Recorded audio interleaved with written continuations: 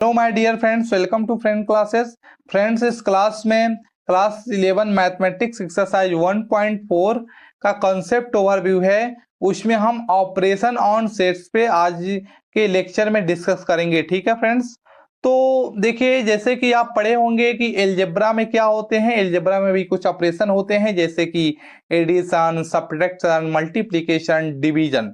वैसे ही आपके सेट के पास भी कुछ ऑपरेशन होते हैं, जिसे कहा जाता है union of sets, intersection of sets, difference of sets. ठीक है, हम बहुत आसानी से समझेंगे, सिंपल लैंग्वेज में समझेंगे, एक एक कॉन्सेप्ट अच्छे से समझेंगे।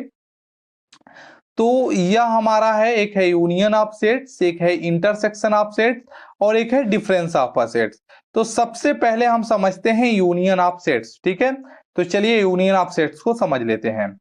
तो यह है आपका यूनियन ऑफ सेट्स। सबसे पहले हम कुछ एग्जाम्पल के थ्रू हम देख लेते हैं कि यूनियन ऑफ सेट्स क्या होता है। इसके बाद हम थ्योरी पर आएंगे। ठीक है, तो चलिए हम समझ लेते हैं। देखिए, जैसे हमारे पास कोई सेट ए है, ठीक है, और इसके पास एलिमेंट है ए, बी, सी, डी। ठीक है, और एक हमारे पास सेट है बी और इसके पास एलिमेंट है ए, बी, ई और एफ। ठीक है, तो एक सेट हमारे पास ए है जिसके पास एलिमेंट है इस तरीके से, और एक सेट हमारे पास बी है जिसके पास हमारे पास एलिमेंट है एफ। और यदि हमसे कहा जाए कि ए यूनियन बी फाइंड करो, A union B, A union B को हम ऐसे रिप्रेजेंट करते हैं, यूनियन, यूनियन से समझ लो, यूनियन में जो यू आ रहा है वैसे ही हम इसे रिप्रेजेंट करते हैं ए यूनियन बी। तो जब भी आपसे ए यूनियन बी कहा जाएगा तो इस यू को पहचाने रखिएगा और ए और बी के बीच में ऐसे आप यू बना दीजिएगा और ये क्या हो जाएगा, ये हो जाएगा ए यूनियन बी। तो यदि आपको दो सेट दे दिए जाएं और आपसे पूछे जाएं कि ए यूनियन बी फाइंड करो, तो ए यूनियन बी कैसे फाइंड करेंगे? तो देखिए, ए यूनियन बी हम ऐसे फाइंड करेंगे कि दोनों सेट में जो एलिमेंट है उसको हम इस सेट में लिख लेंगे। तो दोनों सेट में कौन कौन से एलिमेंट है? ए बी सी डी और ए बी ई एफ। ठीक है, तो चलिए हम दोनों सेट के एलिमेंट को लिख लेते हैं, ए, बी, सी, डी, ई, एफ। ठीक है, अब आप सोच रहे होंगे कि सर यहाँ पर है ए बी सी डी, यहाँ पे है ए बी ई एफ, यहाँ पर हमने सिर्फ एक ही ए बी क्यों लिया है? यहाँ पर भी तो हमें ए बी लेना चाहिए था, तो हमने क्यों नहीं लिया है? तो ध्यान से सुनिए, हम क्या कर रहे हैं, हम यह कह रहे हैं कि जो आपका यूनियन सेट होता है वो कैसे निकालते हैं। यदि आपको दो सेट दे दिए जाएं, ठीक है, तो ए और बी दोनों सेट के तो एलिमेंट को आपको लिखना ही है और आपको इस बात को भी ध्यान में रखना है कि जो आपके पास दोनों सेट में जो कॉमन एलिमेंट आ रहे हों, जैसे कि इन दोनों सेट में कॉमन एलिमेंट कौन है? ये दोनों सेट में जो कॉमन एलिमेंट है वह ए बी है। तो जो दोनों सेट में कॉमन एलिमेंट आ रहे हों तो कॉमन एलिमेंट और टेकन ओनली वंस, यानी कि कॉमन एलिमेंट होता है उसे हम अपने यूनियन सेट में एक बार लिखेंगे। ठीक है, आई होप आप अच्छे से समझ गए होंगे। एक बार हम और बता देते हैं कि जब भी आपको किसी दो सेट का यूनियन लेने को बोला जाएगा तो आप क्या करेंगे, ए यूनियन बी भी एक सेट होता है, तो आप एक सेट बनाएंगे और इस सेट में आप ए सेट के सभी एलिमेंट को लिखेंगे और बी सेट के सभी एलिमेंट को लिखेंगे, और जो आपके इन दोनों सेट में जो कॉमन एलिमेंट होगा, जैसे कि हमारे पास यहाँ पे कॉमन एलिमेंट था ए बी, तो जो कॉमन एलिमेंट है उसे सिर्फ हम एक ही बार लिखेंगे, उसे सिर्फ क्या लिखेंगे? तो उसे सिर्फ एक ही बार लिखेंगे। इसी को हम कहते हैं ए यूनियन बी। अब आइए हम अपने डेफिनेशन को समझते हैं, क्या कह रहा है? तो कह रहा है कि the union of two sets A and B denoted by A union B. तो हमने आपको बताया भी कि ए और बी यदि दो सेट आपको दिए जाएं तो उसकी को कैसे आप डिनोट करेंगे, ए यूनियन बी के रूप में। ठीक है, इस तरीके से आप डिनोट करेंगे।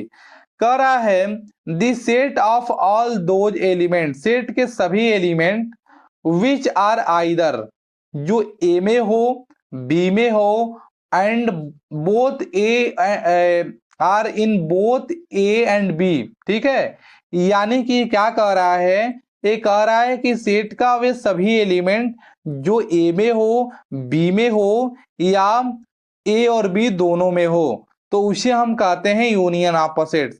तो बहुत आसानी से हम आपको बता दे रहे हैं क्या कह रहा है, यह कह रहा है ना कि विच आर आइदर इन ए, यानी कि जो एलिमेंट आपके ए में है या बी में है या बोथ ए एंड बी में है। बोथ ए एंड बी का मतलब क्या है कि यानी कि जो दोनों में है, तो दोनों में कौन सा एलिमेंट है, दोनों में जैसे देखिए यहाँ पर ए भी है और यहाँ पे ए भी है, तो वही चीज कह रहा है कि बोथ ए एंड बी, यानी कि जो दोनों सेट में एलिमेंट है उसको भी ले लेना है और जो ए सेट में है उसे भी लेना है और जो बी सेट में है उसे भी लेना है। आइए देखते हैं यहाँ पे क्या कह रहा है।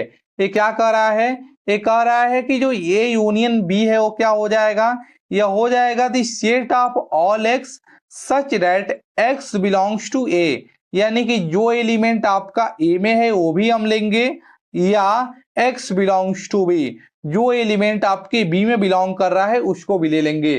तो सिंपल, यदि आपसे कोई पूछे कि ए यूनियन बी क्या होगा सेट बिल्डर फॉर्म में बता दीजिए, तो क्या बताएंगे, आप कहेंगे the set of all x such that, वे सभी एलिमेंट जो हमारे ए में बिलोंग कर रहे हैं, यानी कि x बिलोंग्स टू ए। इसका मतलब क्या है, इसका मतलब हम कह रहे हैं कि यह एक एलिमेंट है और ये क्या शो कर रहा है कि वह सभी एलिमेंट जो हमारे ए सेट में बिलोंग कर रहे हैं या वे सभी एलिमेंट जो हमारे बी सेट में बिलोंग कर रहे हैं। तो सभी एलिमेंट जो हमारे ए सेट में बिलोंग कर रहे हैं या वे सभी एलिमेंट जो हमारे बी सेट में बिलोंग कर रहे हैं, वो सभी एलिमेंट हमारे क्या आ जाएंगे, ए यूनियन बी सेट में आ जाएंगे।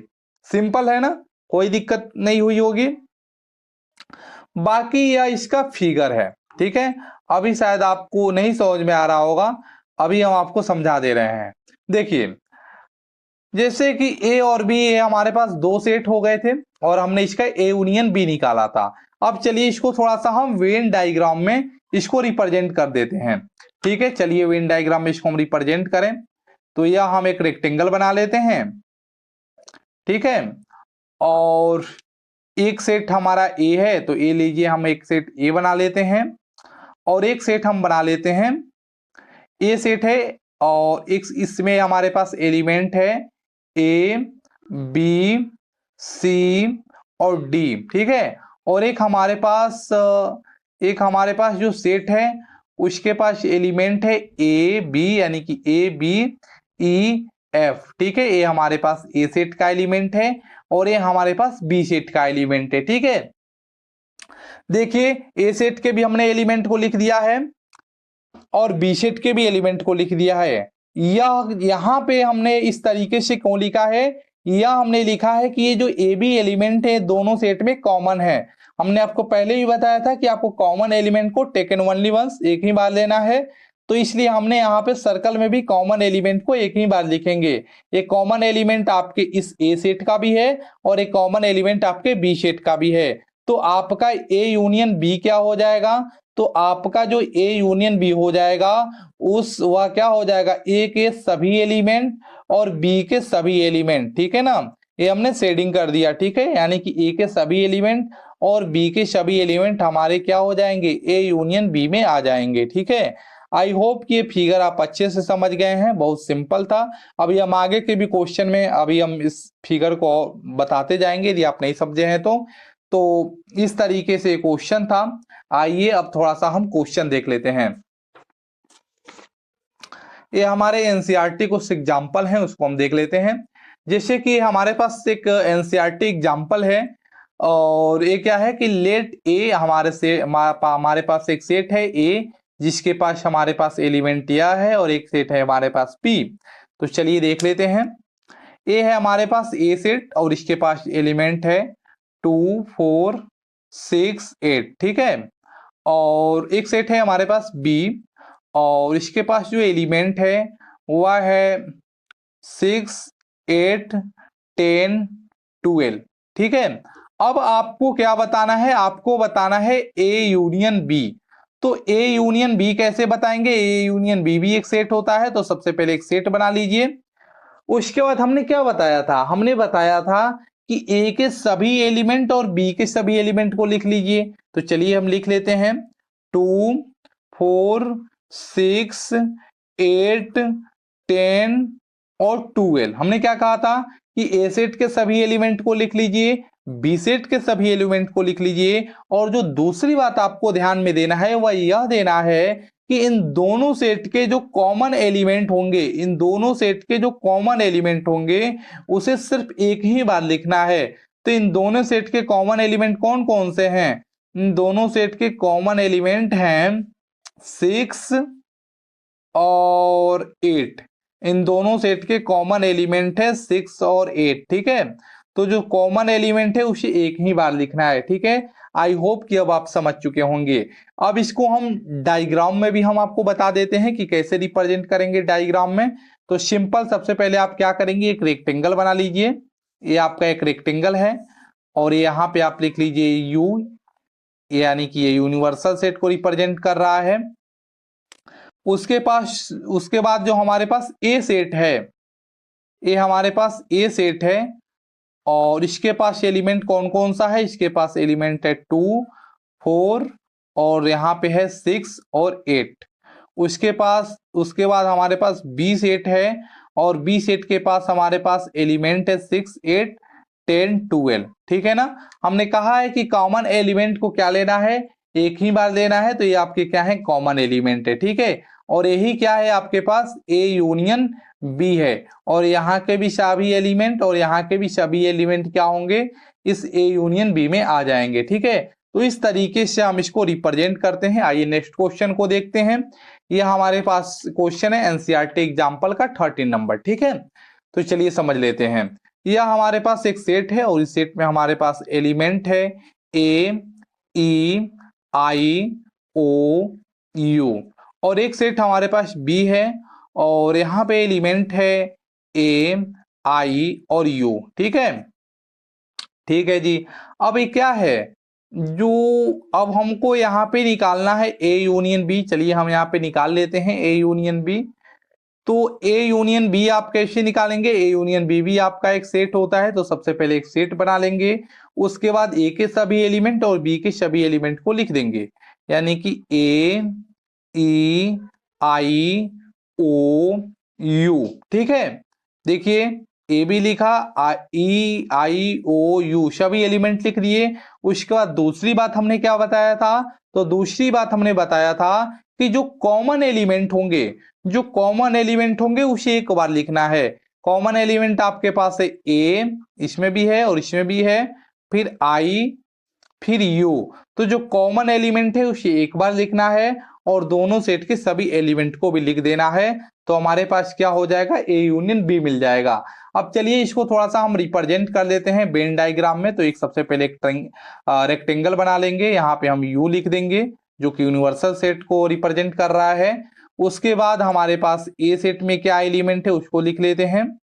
तो ए सेट में हमारे पास एलिमेंट है ए, उसके बाद है ई, उसके बाद है आई, उसके बाद है ओ, उसके बाद है यू। आप कैसे भी लिखें कोई दिक्कत नहीं है। और उसके बाद हमारे पास बी सेट में भी क्या एलिमेंट है, बी सेट में भी हमारे पास क्या एलिमेंट है, तो बी सेट में भी हमारे पास एलिमेंट यही है, ए, ई, आई, ओ, यू इसमें भी है, ए, आई, यू इसमें भी है और इसमें भी है, तो यही एलिमेंट है। ठीक है ना, तो इस तरीके ये हमारे क्या है, ए सेट का एलिमेंट है।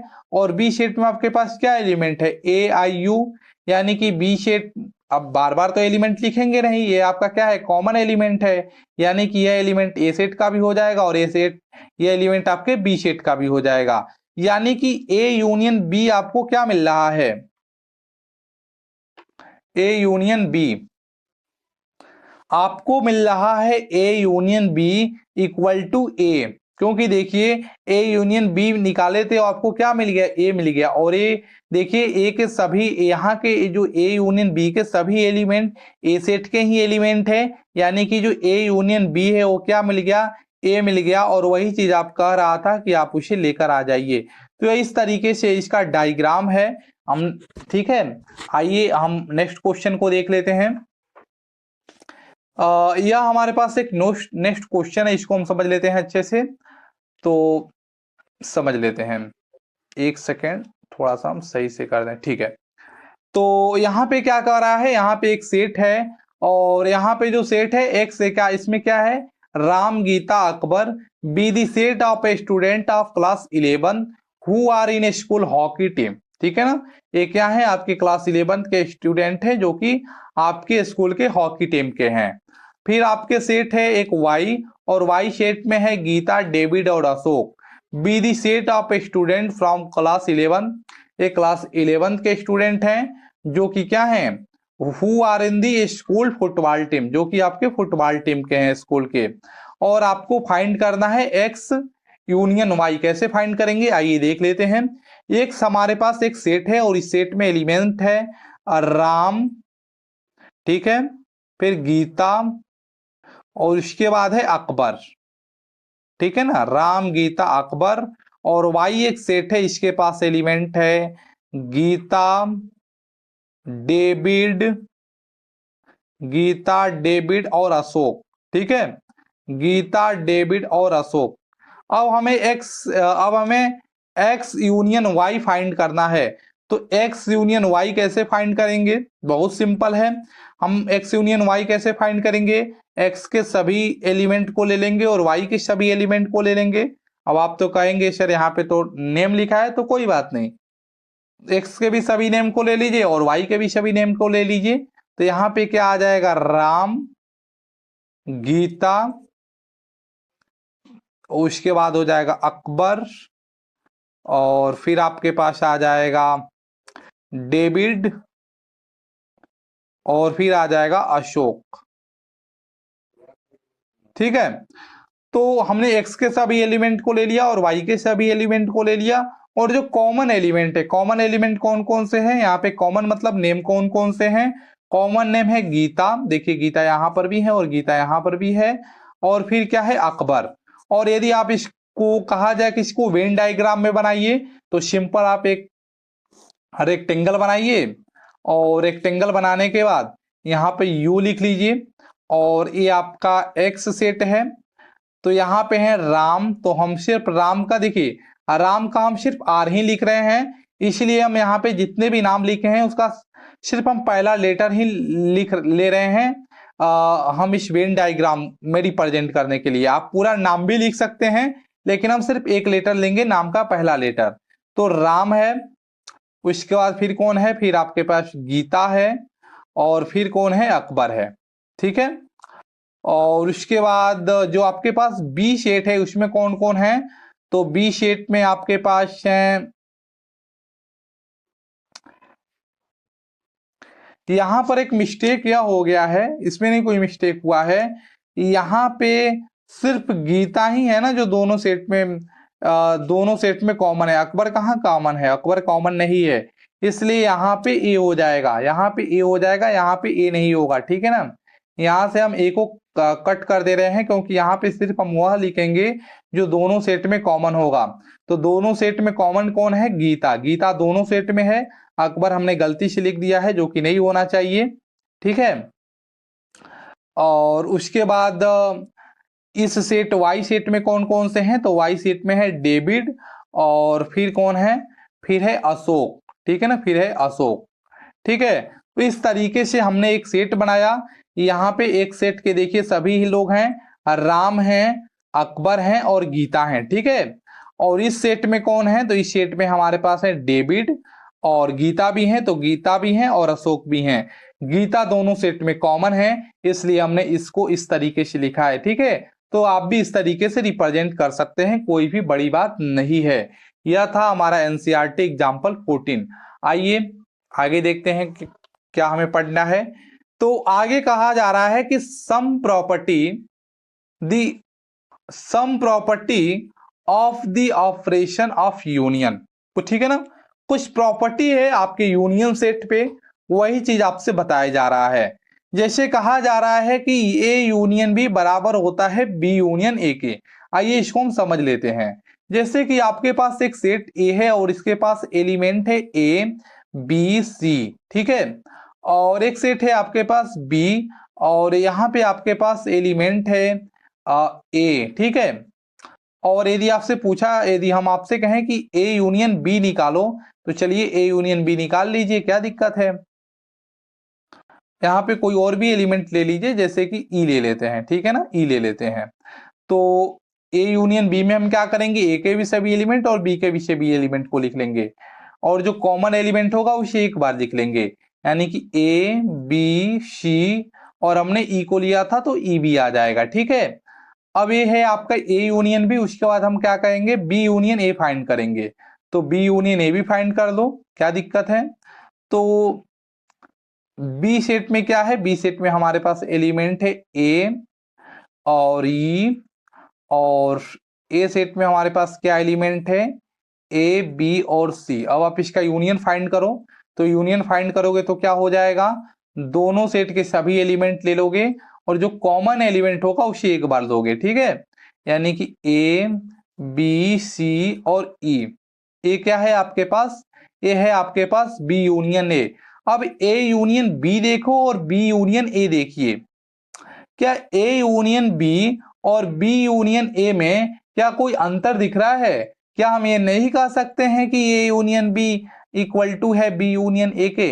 डेफिनेटली हम ये कह सकते हैं कि ए यूनियन बी क्या है, बराबर है बी यूनियन ए के, ठीक है, क्योंकि ए यूनियन बी के सेट में जो एलिमेंट है वही हमारे बी यूनियन ए के सेट में एलिमेंट है। इसलिए जो हमारा यूनियन सेट है एक कम्यूटेटिव लॉ भी होल्ड करता है। उसी तरीके से यहाँ पे एसोसिएटिव लॉ भी होल्ड करता है। एसोसिएटिव लॉ में हम 3 सेट लेते हैं, ठीक है। एसोसिएटिव लॉ में हम कितने सेट लेते हैं, 3 सेट लेते हैं। और हम जैसे देखिए ब्रैकेट में ए यूनियन बी फिर यूनियन सी, ये बराबर हो जाएगा आपके ए यूनियन और ब्रैकेट में बी यूनियन सी के, ठीक है।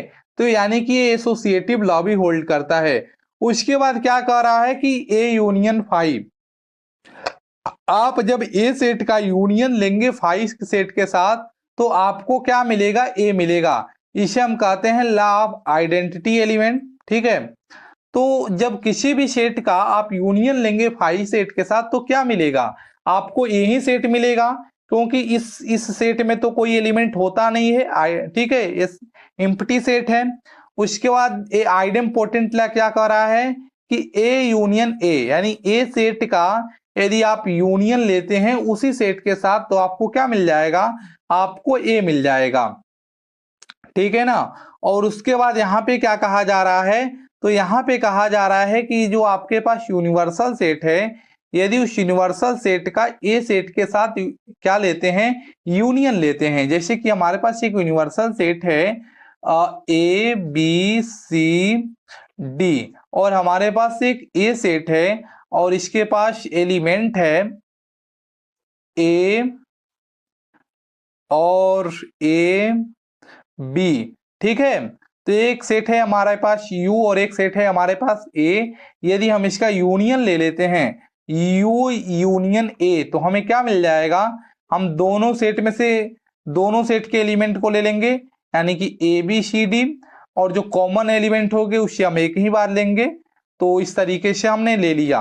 अब यहाँ पे देखिए कि जो हमारे पास हमने यू यानी कि यूनिवर्सल सेट का जो यूनियन लिया ए सेट के साथ, तो हमें क्या मिला, हमें यूनिवर्सल सेट ही तो मिला, क्योंकि देखिए यहाँ के जो सभी एलिमेंट है और यहाँ के सभी एलिमेंट सेम है, यानी यूनिवर्सल सेट का जो हम यूनियन लिए हैं ए सेट के साथ हमें क्या मिल रहा है, यूनिवर्सल सेट ही मिल रहा है, सॉरी हमें यूनिवर्सल सेट ही मिल रहा है। तो यह जो दिया है इसे आप अच्छे से याद रखेंगे कि जब आप यूनिवर्सल सेट का यूनियन लेंगे ए सेट के साथ तो आपको क्या मिल जाएगा, यूनियन सेट मिल जाएगा।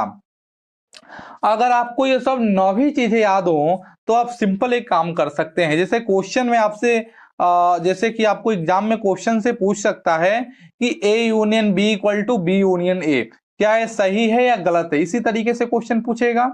तो आपको यदि नहीं आता है तो कुछ भी दिक्कत नहीं है, कोई भी चीजें याद नहीं है तो आप क्या करिएगा, यदि आपसे जैसे ऐसे पूछ दिया कि A union B equal to B union A, ऐसा होता है कि नहीं है, ये सही है या गलत है।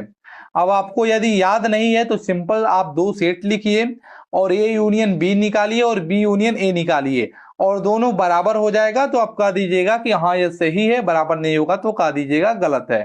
ठीक है, तो याद नहीं होगा तो भी चल जाएगा, आपके एग्जाम में जैसे भी इस तरीके से लिख कर आएंगे आप तुरंत उसका यूनियन निकाल देंगे और आप समझ जाएंगे कि ये सही है या गलत है। ठीक है, बहुत सिंपल सा चीज है।